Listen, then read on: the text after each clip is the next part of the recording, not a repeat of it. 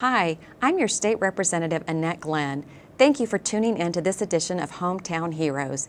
Each episode of Hometown Heroes will feature community leaders, local nonprofits, and others who make a significant positive impact in the 98th District. The place we call home has so much to be proud of. I hope you enjoy learning from our hometown heroes. As always, if you ever have any questions or concerns, please do not hesitate to contact my office. Enjoy the show.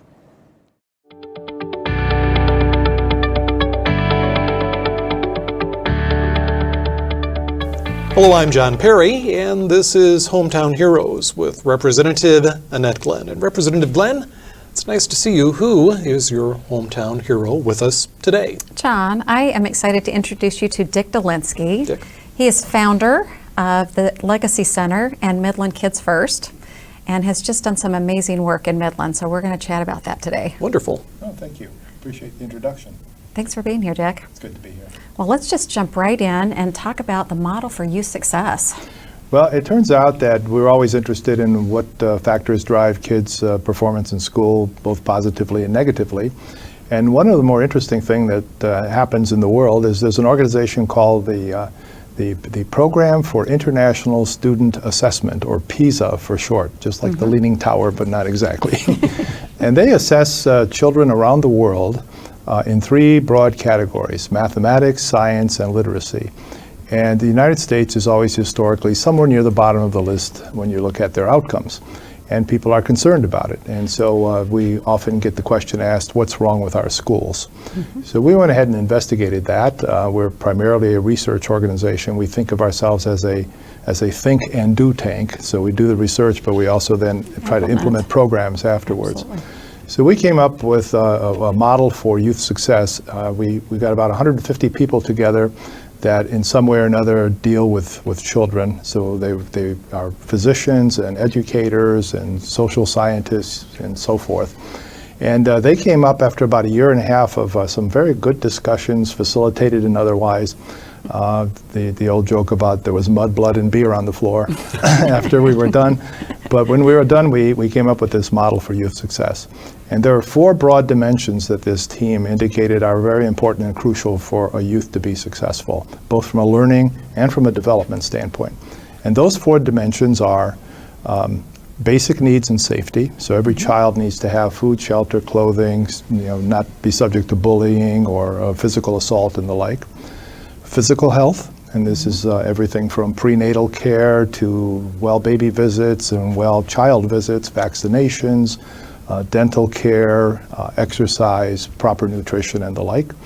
The third one is something we call well-being today. It originated as social, emotional, and spiritual health, but that was a mouthful, so we contracted that to well-being. And then the fourth one is quality education. So the premise here is that if all four of those elements are in place, then the child will be successful both from a learning and a development standpoint. All right, so you get together, you look at the data, then what's next? Well, what we ended up doing is saying, okay, this is a wonderful concept, it's a great strategic model, how do we implement this thing? And so the report actually from this committee is probably about 1.5 inches thick in a binder. It has a good deal of detail associated with each of those four elements. And one of the concepts that came up out of this study was the idea of what we call a community school program. It's actually mirrored after the Department of Health and Human Services Pathways to Potential program, the P2P as they refer to it. And that program is originated in an attempt to improve student attendance, to reduce truancy issues at schools. So our iteration of it, our expansion of it, is to include the ability of the program to not only deal with truancy issues, but deal with two other issues that affect student outcomes. One is behavioral health issues. So some students have attention deficit disorder, they may be depressed, they may have hyperactivity disorders and the like. So there's a behavioral element to it. And the other one is just plain school performance, if their grades are bad. So in addition to truancy, we added those other two dimensions. The next step in the process involved partnering with the Department of Health and Human Services a so-called youth success coach from the department was embedded in our school that had the highest poverty level.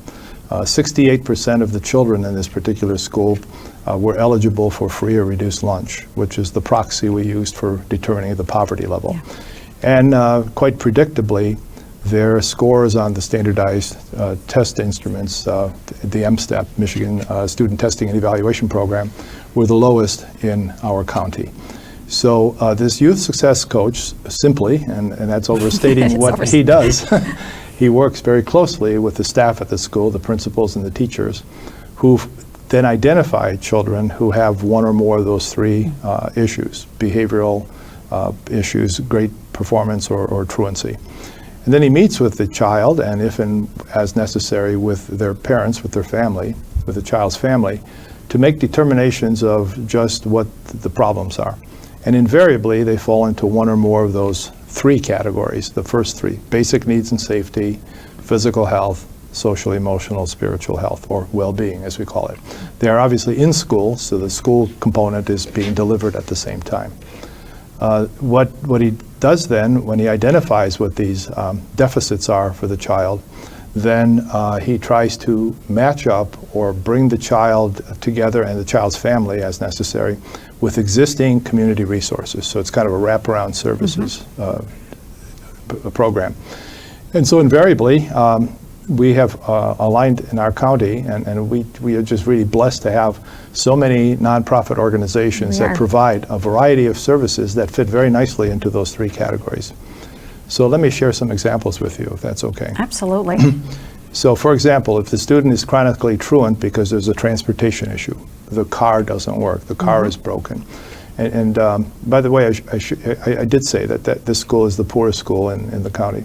Yes. So if the car is broken, I don't get to school. And so time on task matters from academic performance as well. So the child's academic performance is suffering, the child is chronically truant. So it turns out there is a church in town that has a large congregation, and that congregation has agreed to and has constructed a 4-stall garage in its parking lot. And its congregants, who are trained automotive technicians, volunteer their time, and they will repair cars at no cost for people who are economically disadvantaged.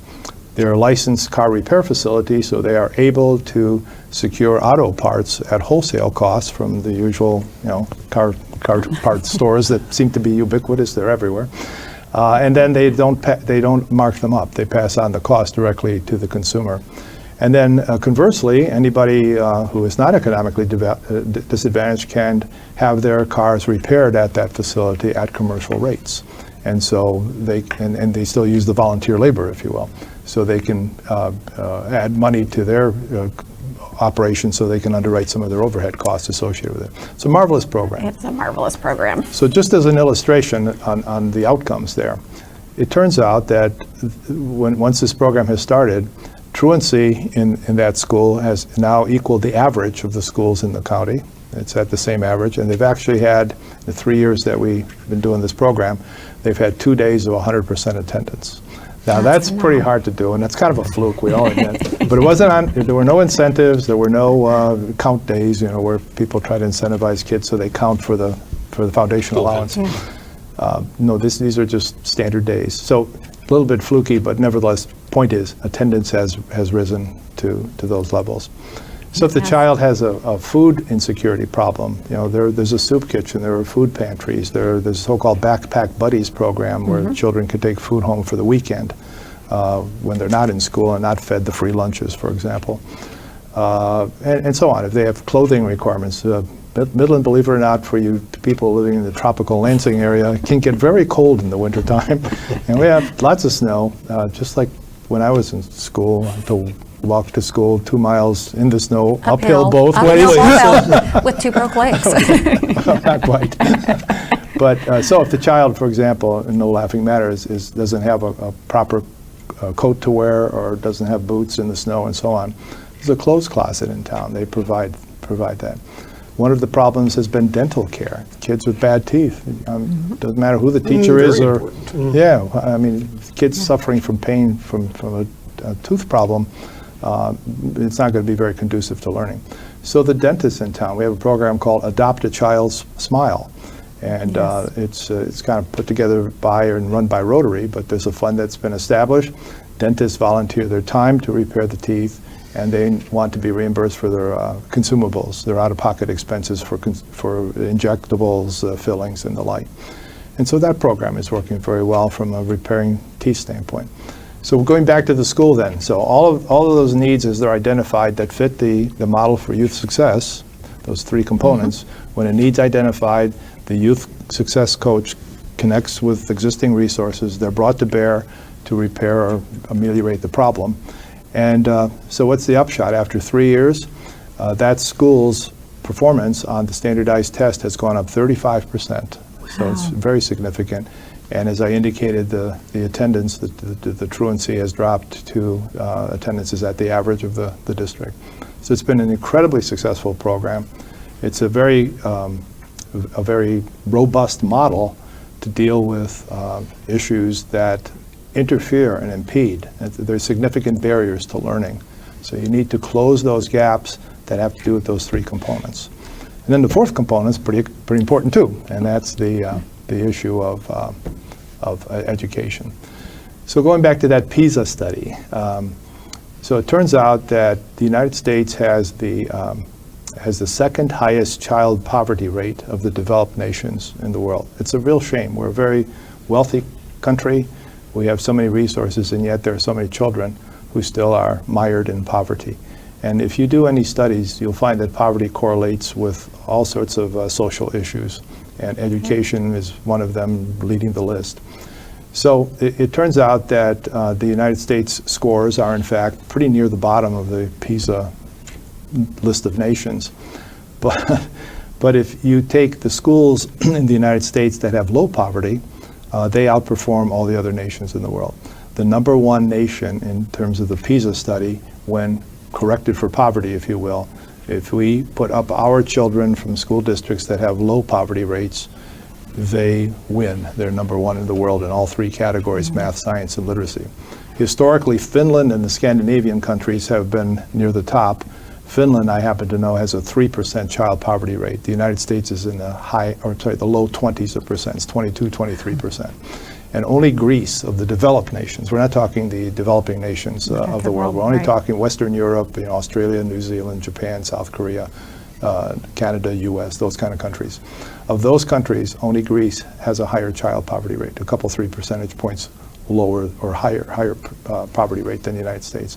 So it is a scourge, it is a problem, and all of those deficits and needs we spoke to from the model for youth success typically stem from poverty.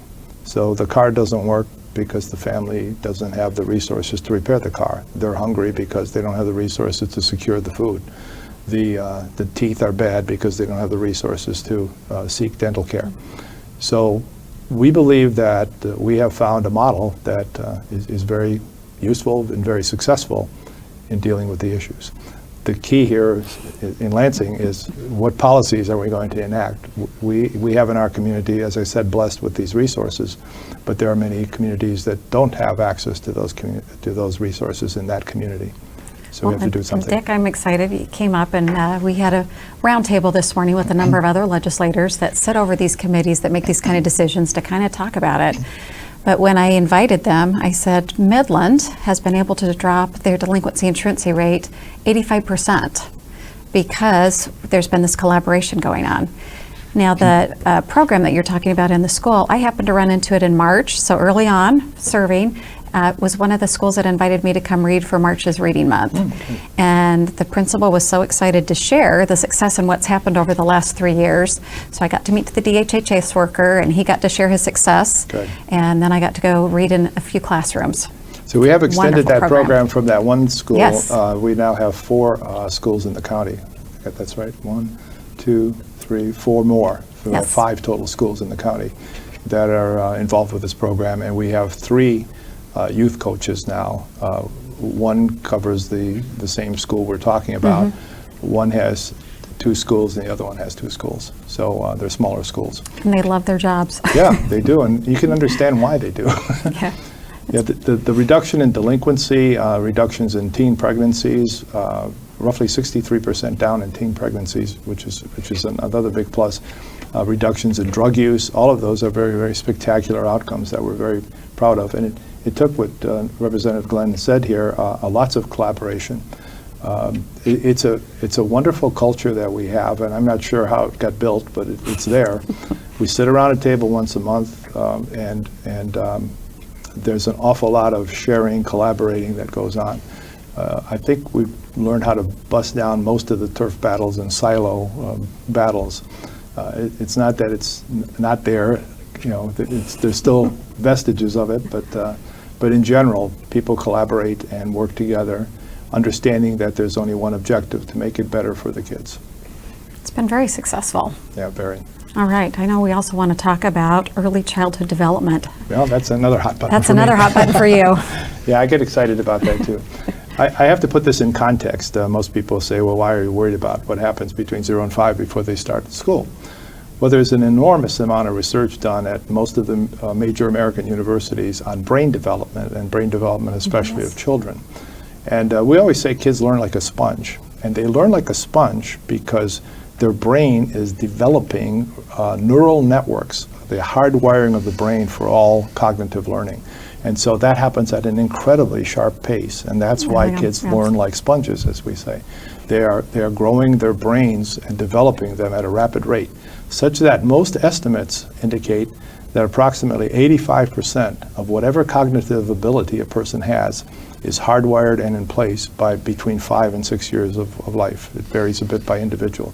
So you're essentially hardwiring the brain through those first 5 and 6 years, and it will determine the bulk of the capacity that that person's brain's going to have going forward for the rest of their lives. So it's really important. So how do you build these neural networks? Well, the mechanism's well known.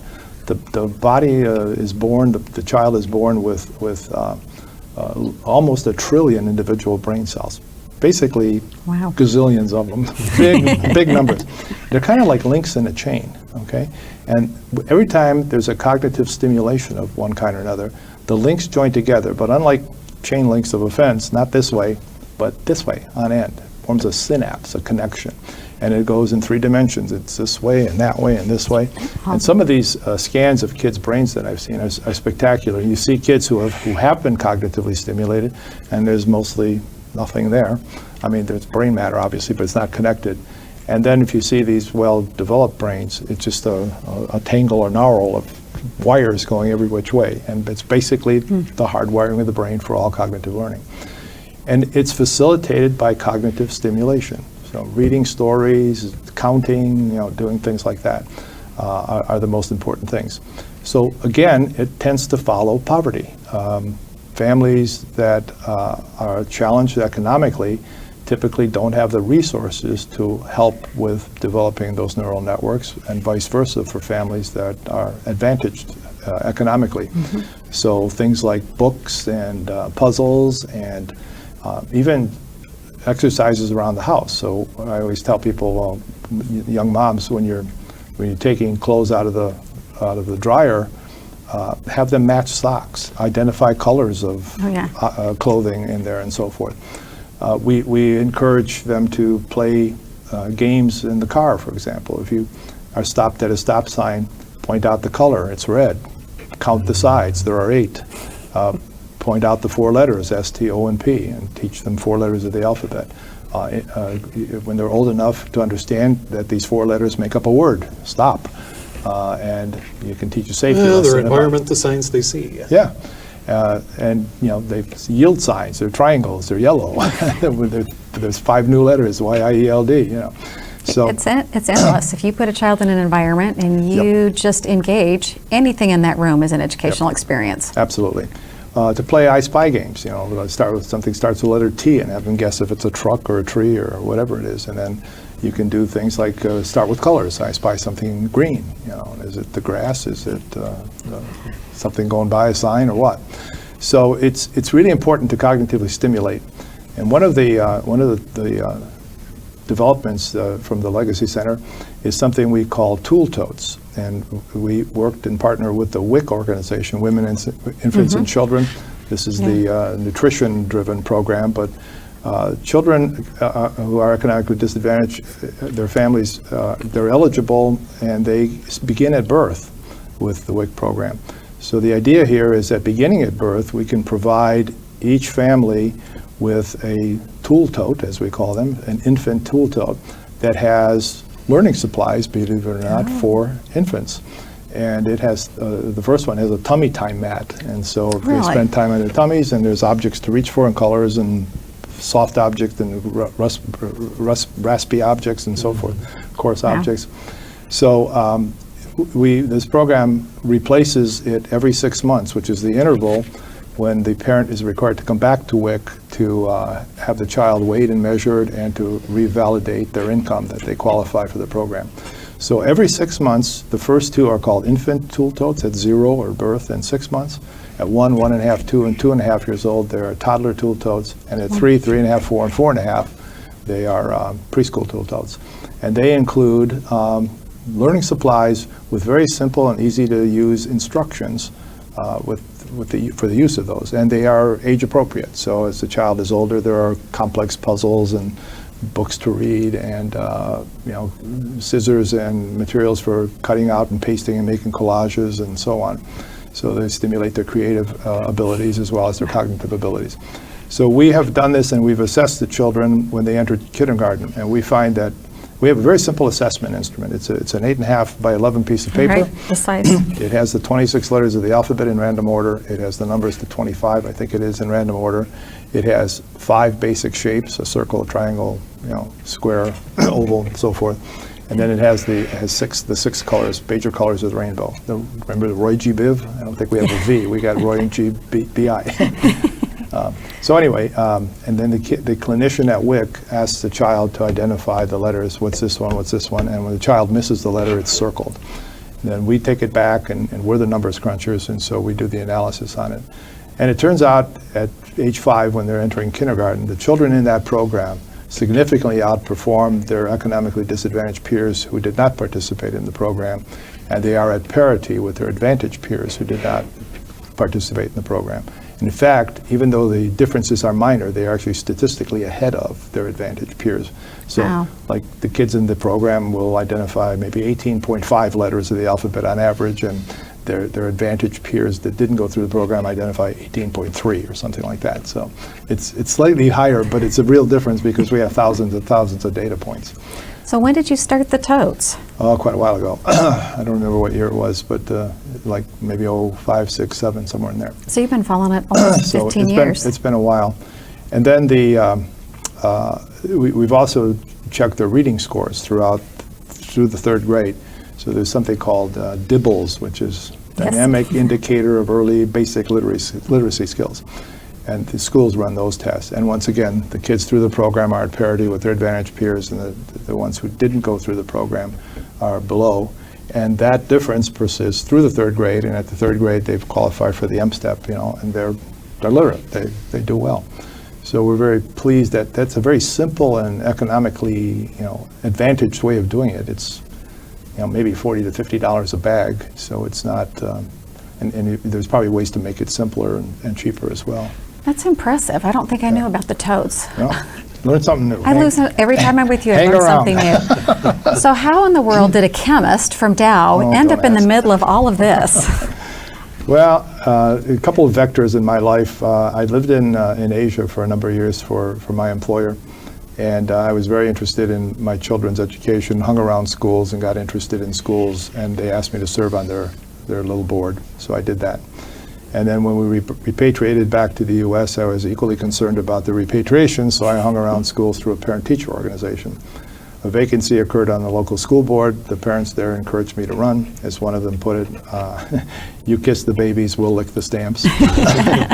And in those days, this was 1979, dinosaurs were just becoming extinct. And we still licked stamps. We still licked stamps, right. So I was fortunate enough to win, and I ended up serving 18 years on that board.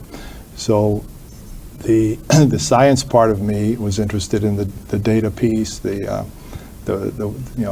does this all quantitatively develop, and what correlations can we make? And the education piece came because of hanging around schools for that long. The impetus for the Legacy Center was, as a scientist, you're trained to try to discern patterns or order out of randomness or perhaps even chaos. And I was always just plain concerned about why do some kids make it and some don't. And if you talk to teachers, they can often tell you pretty early on that this kid's a problem and this one's going to be a rocket scientist or whatever. So the premise that keeps popping up is that the kid's environment matters significantly. Great. And so if the child does have the preschool experience, if the supports that the model for youth success indicate are in place, which families typically can and do provide, that child has a pretty good shot at being successful. But if the supports are absent and the early childhood development piece has not been paid attention to, then the child's going to struggle.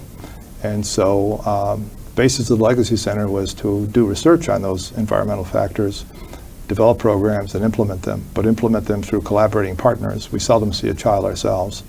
And secondly, I tell people I'm a self-professed recovering data geek, but I am recovering. I'm on step 6. But we are pretty ruthless about evaluating the outcomes of the program, not how many kids we touch, but as I indicated with the tool totes, what performance improvements occurred, what behavioral traits were improved. So, so that's what we did, and that's how I got from being a chemist to doing these programs. So if somebody watching this show wanted to help and get involved, what would they do? Well, I welcome a phone call or a text message or an email contact. I'm not sure if I can leave those Absolutely. here. You can. We can put them Absolutely. up on the screen, too. Yeah, so my cell phone, which is probably the best way to call or text, is 989-859-2290. And you can look us up at the Legacy Center. The web address is tlc4cs.org. That's TLC for the Legacy Center, the numeral 4, CS for community success.org. And my name is it's actually Richard, and so the email address is rdolinski, DOLINSKI, at tlc4cs.org. Wonderful. Well, Dick, thanks for all that you do in our community. Thank you. We're blessed to have you. Thank you. I'm very pleased and blessed and happy and delighted that you invited me here. I'm happy to be here. Thanks for the opportunity. Thank you. And thank you both very much, and thank you for joining us.